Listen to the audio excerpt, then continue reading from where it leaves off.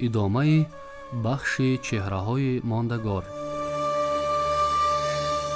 خاندان خوجندیان و آل خوجند که از شخصیت‌های بزرگ چون شیخ و رئیس خوجندی، فخرالدین خوجندی، ثابت خوجندی، شاعران و علمای چون شهاب الدین غزالی، احمد محمود خوجندی، مهستی خوجندی، خالد خوجندی و دیگران عبارت است آبروی وطن ما را در جهان آریایی نژادها بالا برداشتند.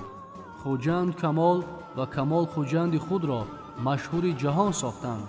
هنوز در سالهای اول درگذشت هموطن بزرگ ما خوجندیان مزار رمزی بنیاد کرده بودند که قدمجای خواجه کمال نام داشت.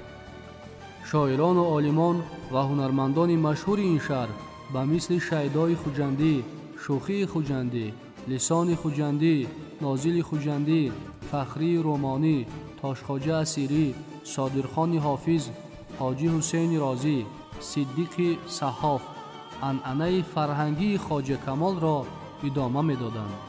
این پیوند مستحکم و پابرجا امروز هم وصل است و قوه وجود ندارد که سررشته آن را ببرد. عقل و ذکاوت، پاکیزگی و مهر و محبت شیخ کمال در دل و دیده ساکنان این شهر و به طور عموم در سرتاسر تاجیکستان تجلی یافته است.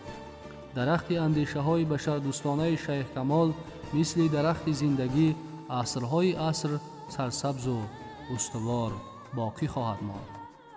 وطن ما سرزمین شاعران جهان شمول، عالمان مشهور و قهرمانان واقعی مبارزه ها برای آبرو و سربلندی خلق ما می باشد. با خاطر آوردن سیمای شخصیت های بزرگ، قدر کردن خدمت بی‌بهای آنها برای افزودن آبرو و اعتبار خلق ما وظیفه همه فرزندان این مرز و بوم است. کاخ عظیمی که خواجه کمال بر این بزرگان از سخن بنیاد کردند از باد و باران گزند نمی یابد. نام و کار این مردان بزرگ زنده و جاوید خواهد ماند.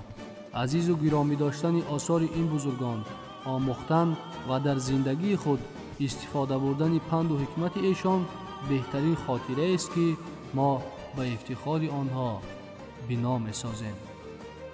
در اینجا بخش چهره‌های ماندگار در باب کمال خوجندی بنیادگذار کاخ عظیم سخن به پایان رسید. شما را در نشرهای دیگر به روزگار و آثار عبدالرحمن جامی، پیشوای حوزه علمی و ادبی ماوراءالنهر و خراسان آشنا خواهیم کرد.